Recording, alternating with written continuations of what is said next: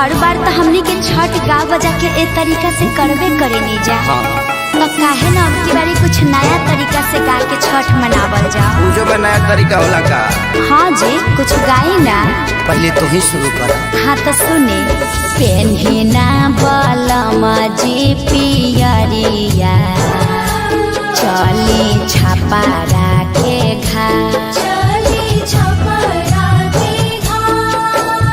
का चाही बासा के बहंगिया, बहंगी लेके चलब घाट, बहंगी लेके चलब घाट।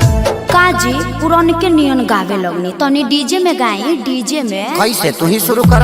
हाय से पेन्हिना बलमा जी पियरिया, ए जी पेन्हिना बलमा जी पियरिया, चली छपारा के घाट, चली छपारा के घाट। का चाही बासा के बहंगिया, बहंगी लेके चलब घाट, बहंगी लेके चलब घाट। ए अम्मा जी तनी रौरो नाची।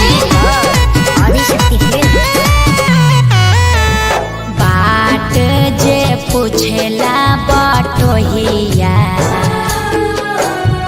बाट जे पूछेला बटोहिया, ई दल के करा के जा, ई दल के करा के जा।